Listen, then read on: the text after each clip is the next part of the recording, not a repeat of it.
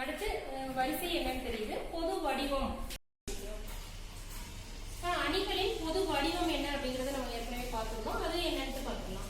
இப்ப m நிறைகள் n நிறைகள் கொண்ட ஒரு அணியோட பொது வடிவம், அதாவது வரிசை வந்து m/n இருந்துச்சுன்னா அதுக்கு வந்து பொது வடிவம் எப்படி எழுதலாம் அப்படின்னா, ஏங்கிற மேட்ரிக்ஸ்ல A11, A12, A13 etcetera up to A1n வரைக்கும் n நிரல்கள் அப்படிங்கும்போது A1n வரைக்கும் எழுதிருக்கேன். அதே போல அடுத்தது இப்ப இது ஃபர்ஸ்ட் நிரை, அடுத்து இரண்டாவது நிரை அப்படிங்கும்போது A21, A22, A23 etcetera up to எது வரைக்கும் வரும்? A2n வரைக்கும் வரும். இதே போல m நிறைகள் இருக்கு இல்லையா, அப்ப AM1, AM2 எது வரைக்கும் வரும்? AMn வரைக்கும் வரும். இதுதான் பொது வடிவம். இதுல எல்லாம் வரிசை இருக்கு. அடுத்தது A31ல இருந்து ஆரம்பிக்கும். இதுல இந்த பிளேஸ்ல இருக்கக்கூடிய உறுப்பு என்ன அப்படின்னு பார்த்தோம்னா A22. இப்ப பொதுவா A is equal to Aij ன்னு எழுதணும்னா I வந்து எதை குறிப்பிடுது? நிறைய குறிப்பிடுது. Jங்கிறது குறிப்பிடுது. இப்ப Ij இப்ப A35 அப்படின்னு நான் எழுதுனேன்னா இது எத்தனாவது நிரை, எத்தனாவது நிரல்? ஐந்தாவது நிரல்ல என்ன உறுப்பு இருக்கோ அது வந்து குறிப்பிடுது. இப்ப நம்ம எக்ஸாம்பிளுக்கு பார்க்கணும் அப்படின்னா, இப்ப mங்கிற மேட்ரிக்ஸ் வந்து எழுதியிருக்கோம். என்னென்ன உறுப்புகள் இருக்கு? -7, 8, 5, 2, 1. இப்ப இதுல வந்து இப்ப இது இந்த பிளேஸ் அப்படின்னு பார்த்தோம்னா A11, அதாவது ஏங்கிற உறுப்பு ஃபர்ஸ்ட் நிரையில ஃபர்ஸ்ட் நிரல், ஃபர்ஸ்ட் ரோல ஃபர்ஸ்ட் காலம்ல என்ன நம்பர் இருக்கு அப்படிங்கிறது தான்.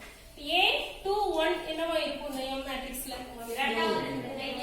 A21 இரண்டாவது நிரையில ஒன்றாவது நிரல். அப்புறம் என்ன எண் வந்திருக்கும்? 2. A23 என்னவா இருக்கும்? 0.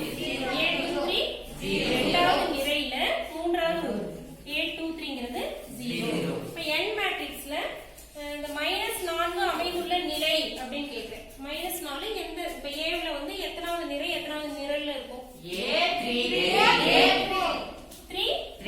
மூணுல மூன்றாவது. 1, 2, 3 மூன்றாவது நிரையில 1, 2, மூன்றாவது நிரல். அப்ப A33 டேர்ம் எது அப்படின்னு கேட்டோம்னா -4. 7 அமைந்துள்ள நிலை எது அப்படின்னு கேட்டோம்னா ஒன்னாவது நிரை, இரண்டாவது நிரல். தெளிவா தெரிஞ்சுக்கணும். ஒவ்வொரு உறுப்புகளும் எந்தெந்த இடத்துல இருக்கு அப்படிங்கறது தெரிஞ்சுக்கணும்.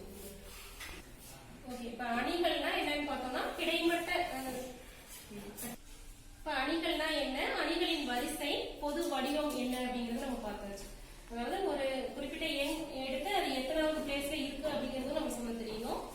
ஒரு எண் A23, A35 இந்த மாதிரி கொடுத்து அந்த எண் என்ன அப்படின்னு கேட்டாலும் சொல்ல தெரியும். இது வரிசைனா என்னன்னு நமக்கு தெரியும். அதை வைத்து ஒரு கணக்கு பார்க்கலாம். ஏங்கிற மேட்ரிக்ஸ் வந்து 8 உறுப்புகள் இருக்கணும். ஒரு அணியோட உறுப்புகள் வந்து எண்ணிக்கை வந்து 8 இருக்கணும் அப்படின்னா எப்படி எல்லாம் இருக்கலாம்? இப்ப ஒரே லைன்ல 8 உறுப்புகள் எழுதலாமா? 1, 2, 3, 4, 5, 6, 7, 8. 8 உறுப்புகளையும் ஒரே லைனா எழுதணும். இந்த நம்பர்ஸ் தான் இருக்கவங்கல எத்தனை உறுப்புகள் வேணாலும் இருக்கலாம். 8 உறுப்புகளும் லைனா இருக்கலாம். இதோட வரிசை பார்த்தா எப்படி இருக்கும்? ஒரே ஒரு நிரை தான் இருக்கு. எத்தனை நிரல் இருக்கு? 8 நிரல் இருக்கு. அப்ப 1/8. இதே வரிசையில வந்து வரிசை மாறி இருக்கலாம். ஆனா உறுப்புகள் மட்டும் 8 இருக்கணும். எப்படி எழுதணும்? இப்ப Bங்கிற மேட்ரிக்ஸ்ல 8 உறுப்புகளும் இப்படி எழுதலாமா? 1/1 அப்படி 8 உறுப்புகள் எழுதலாமா? 1, 2, 3, 4, 5, 6, 7, 8. இந்த மாதிரி 8 உறுப்புகள். இந்த அணியில பார்த்தோம்னா 8 உறுப்புகள் இருக்கு. இப்ப இதற்கு வரிசை பார்த்தோம்னா 1, 2, 3, 4, 5, 6, 7, 8 நிரை இருக்கு. நிரல் எத்தனை இருக்கு? 8/1 எழுதணும். அடுத்து இன்னொரு C ஒரு மேட்ரிக்ஸ்ல வந்து 4 உறுப்புகளை 8 உறுப்புகள் எழுதலாமா? 1, 2, 3, 4, 5, 6, 7, 8. இந்த மாதிரி இதே எண்கள் கிடையாது. எந்த உறுப்புகள் வேணாலும் இருக்கணும். அப்ப இதுல பார்த்தோம்னா வரிசை என்னவா இருக்கும்? 2 நிரை இருக்கு. நிரல் 4 நிரல் இருக்கு. அப்ப 2/4 இருக்கலாம். இன்னொன்னு இதுல இந்த 1, 2, 3, 4 இப்படி இங்க இதே உறுப்புகள் வந்து எப்படி இருந்துச்சுன்னா 4/4. இப்ப இதோட நிறை பார்த்தோம்னா 1, 2, 3, 4 நிரை இருக்கு. நிரல் எத்தனை இருக்கு? 2 நிரல் இருக்கு. இப்ப 4/2. வேறு விதமா 8 உறுப்புகள் வந்து அணியில எழுத முடியுமா? வேறு விதமா எழுத முடியாது இல்லையா? அப்ப 8 உறுப்புகள் கொண்ட அணிக்கு எவ்வகை வரிசைகள் எல்லாம் இருக்க முடியும் அப்படின்னு கேட்டாங்கன்னா 1/8 இருக்கலாம். இதுதான் வரிசை. 1/8 இருக்கலாம் அல்லது 8/1 இருக்கலாம் அல்லது 2/4 இருக்கலாம் 4/2 இருக்கலாம். இது வந்து நம்பர்ஸ் நினைச்சுக்க கூடாது. இந்த மாதிரி எல்லாம் வரிசைகள் இருக்கலாம். 8 உறுப்புகள் ஒரு அணியில இருந்துச்சுன்னா இந்த மாதிரி எல்லாம் வரிசைகள் இருக்கலாம். இதெல்லாம் போட்டு பார்க்காமயே இன்னொரு கணக்குக்கு போடணும். நம்ம ஒரு வரிசையில வந்து ஒரு அணிகள்ல வந்து 16 உறுப்புகள் இருக்கு. இது ஒரு அணியில வந்து மொத்தம் எத்தனை உறுப்புகள் இருக்கு? எப்படி எல்லாம் வரிசைகள் இருக்கு? 4/4. ஃபர்ஸ்ட்ல இருந்து ஒன்னு ஒரே இதா ரோ மேட்ரிக்ஸ்ல சொல்லுங்க. 1 16 நம்பரையும் ஒரே தான் எழுதலாம். சோ 1/16. அடுத்து 16/1 இருக்கலாம். இது வந்து என்ன வரிசை?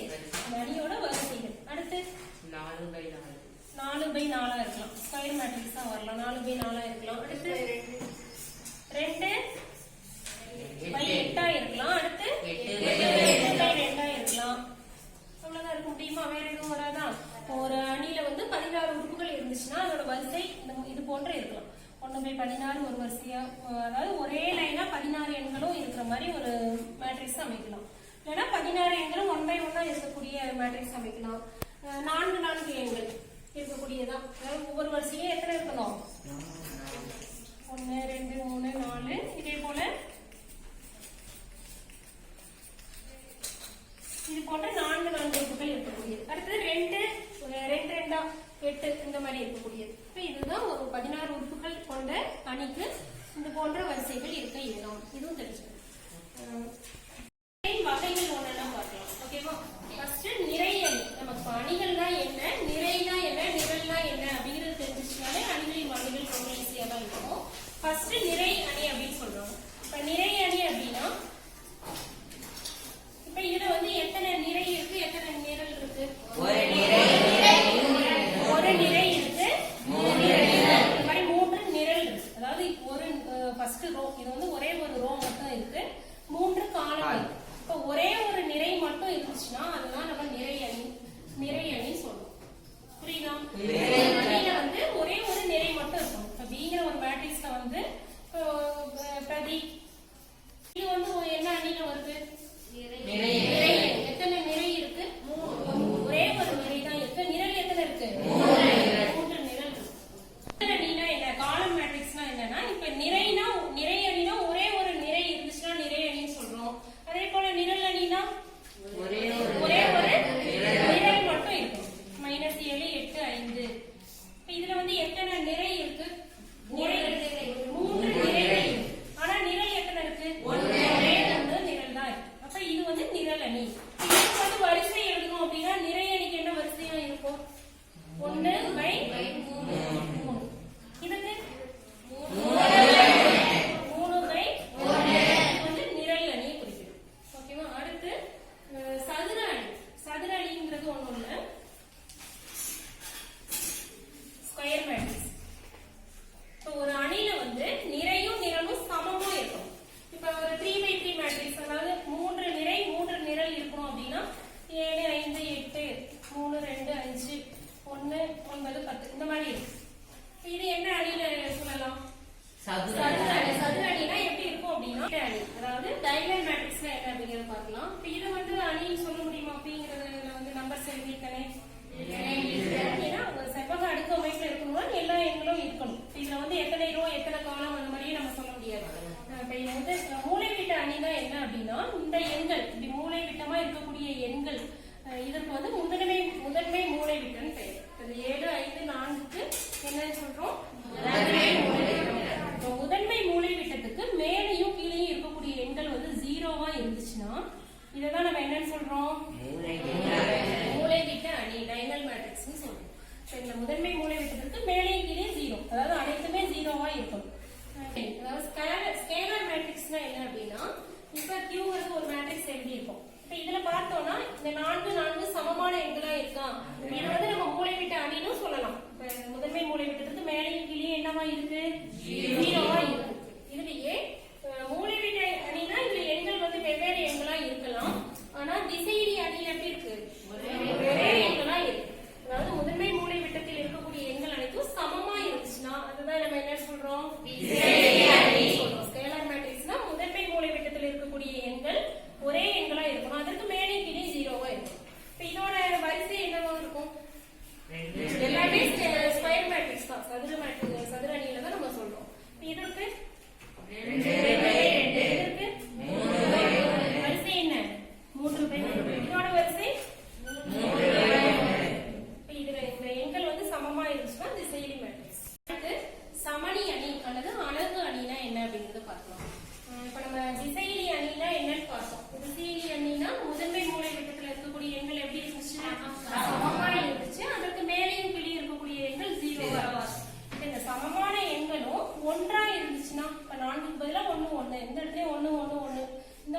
இருந்துச்சுன்னா அதுதான் நம்ம என்ன சொல்றோம், அழகு அணின்னு சொல்லுவோம், யூனிட் மேட்ரிக்ஸ் இல்லைன்னா ஐடென்டிட்டி மேட்ரிக்ஸ்னு சொல்லலாம். சமணி அணினா இந்த மாதிரி முதன்மை மூலைவிட்டத்தில் இருக்கக்கூடிய எண்கள் ஒன்றா இருக்கும். அதற்கு மேலே கீழே இருக்கக்கூடிய எண்கள் என்னவா இருக்கும், பூஜ்ய அணி. இப்ப நம்ம இந்த சமணி அணியிலேயே நம்ம இதில் வந்து எப்படி குறிப்பிடலாம் அப்படின்னா I2, அதாவது 2/2 மேட்ரிக்ஸ் தான் இருந்துச்சுன்னா இந்த 1 இருந்துச்சுன்னா I2 எழுதுவோம். இதை வந்து எப்படி எழுதலாம், I4 அப்படின்னா ஒரு 1 வந்து 4 முறை வர மாதிரி. அடுத்து பூஜ்ய அணி அப்படின்னா ஒரு அணியில் உள்ள உறுப்புகள் அனைத்துமே 0வா இருந்துச்சுன்னா அதுதான் பூஜ்ய அணி சொல்லுவோம். இது வந்து 2/2 மேட்ரிக்ஸ், எந்த எண்கள் எந்த வரிசையில வேணாலும் இருக்கலாம், உறுப்புகள் வந்து என்னவா இருக்கணும், அது வந்து 0 மேட்ரிக்ஸ் ஆர் நல் மேட்ரிக்ஸ்னு சொல்லுவோம், பூஜ்ய அணி சொல்லுவோம். பூஜ்ய அணினா என்னன்னு பார்த்தோம், நிறை நிரல் மாற்று அணி, டிரான்ஸ்போஸ் ஆஃப் எ மேட்ரிக்ஸ். இப்போ ஏங்கிற மேட்ரிக்ஸ்ல வந்து 2, 7, 8, 3, 5, 1 இந்த மாதிரி எண்கள் இருக்கு அப்படின்னா இப்போ ஏ டிரான்ஸ்போஸ் அதாவது நிறை நிரல் மாற்று அணி. நிறைனா என்ன, நிரல்னா என்னன்னு தெரியும். இதுல நிறைங்கிறது என்ன, 2, 7, 8 நிறையில் இருக்கக்கூடிய உறுப்புகள் 2, 7, 8. இது ஃபர்ஸ்ட் ரோ, இது செகண்ட் ரோ, இரண்டாவது நிறை. நிரல் எத்தனை நிரல் இருக்கு, 3. இப்ப ஏ டிரான்ஸ்போஸ்ங்கிறது ஒண்ணுமே இல்லை, ரொம்ப ஈஸி தான். நிறையையும் நிரலையும் மாற்றி எழுதுறோம். அதுலயே வார்த்தை இருக்கு, நிறை நிரல் மாற்று அணி, அதை அப்படியே மாற்றி எழுதுறதுதான். இப்ப இந்த 2, 3ங்கிறது வந்து என்னவா மாறும், நிறையா மாறும். இப்ப 2, 3. அடுத்து 7, 5. அடுத்து 1. அதாவது 2, 7, 8ங்கிற நிறைய வந்து நம்ம எப்படி எழுதியிருக்கோம், நிரலா எழுதியிருக்கோம். 3, 5, 1ங்கிறது இது ஒரு நிரலா எழுதியிருக்கோம். இதோட வரிசை பார்த்தோம்னா என்ன வரும், எத்தனை நிறை எத்தனை நிரல், 2/3. இதுக்கு 3 நிறையா இருக்கு, 3 நிறை 2 நிரல். ஓகேவா, நிறை நிரல் மாற்று அணினா என்ன இருக்கும், நிறையையும் நிரலையும் அப்படியே மாற்றி எழுதும். முக்கோண அணி ட்ரையாங்குலர் மேட்ரிக்ஸ் என்ன அப்படின்னு பார்த்துக்கலாம். இப்ப இதுல வந்து ஏற்ற ஒரு மேட்ரிக்ஸ் எழுதியிருக்கேன். இதோட வரிசை என்னவா இருக்கும், 3 நிறை 3 நிரல்.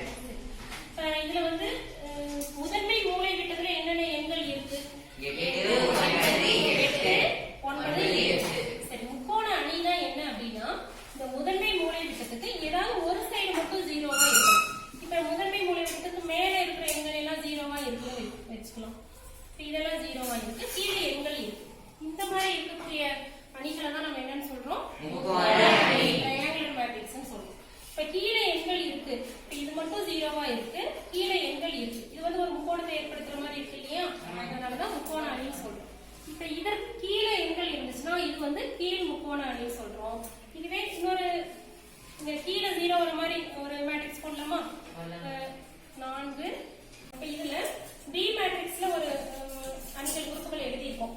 இதுல பார்த்தோம்னா இதற்கு கீழே இதுல எப்படி மேல வந்து 0வா முதன்மை மூலை விட்டத்துக்கு மேல இருக்கக்கூடிய எண்கள் 0வா இருக்கும், அதே போல இந்த முதன்மை மூலை விட்டத்துக்கு கீழே இருக்கக்கூடிய எண்கள் என்னவா இருக்கு, 0. இது வந்து ஒரு முக்கோணத்தை ஏற்படுத்துது. இதற்கு என்ன பேர் சொல்லலாம், இது வந்து என்ன முக்கோண அணி சொன்னேன், இது வந்து கீழ் முக்கோண அணி, இது மேலே முக்கோண அணி. முதன்மை மூலை விட்டத்திற்கு ஏதாவது மேலே அல்லது கீழே இருக்கக்கூடிய உறுப்புகள் 0வா இருந்துச்சுன்னா அதுதான் நம்ம என்ன அணி சொல்றோம், இப்ப வரிசையா நிறை அணினா என்ன, நிரல் அணினா என்ன, இந்த மாதிரி வரிசையா 9 டைப்ஸ் பார்த்துருக்கோம். இது இல்லாத சம அணிகள், எதிர் அணி அதெல்லாமும் இருக்கு. அதை நம்ம அடுத்த கிளாஸ்ல பார்க்கலாம். இப்போ ஒரு டைம் நம்ம ரீகால் பண்ணிடலாமா, நிறை அணினா என்ன, ஒரே ஒரு நிறை மட்டும் இருந்துச்சுன்னா நிறை அணி. நிரல் அணி ஒரே ஒரு நிரல் மட்டும் இருக்கணும். சதுர அணி அது எப்படி சொல்லலாம், நிறைகளின் எண்ணிக்கையும் நிரல்களின் எண்ணிக்கையும் சமமா இருக்கும். அடுத்து மூலை விட்ட அணிங்கிறது சதுர அணியே முதன்மை மூலை விட்டத்திற்கு மேலேயும் கீழேயும் 0வா இருந்துச்சுன்னா அது வந்து நம்ம என்னன்னு சொல்றோம், திசையிலி அணிங்கிறது மூலை விட்ட அணியே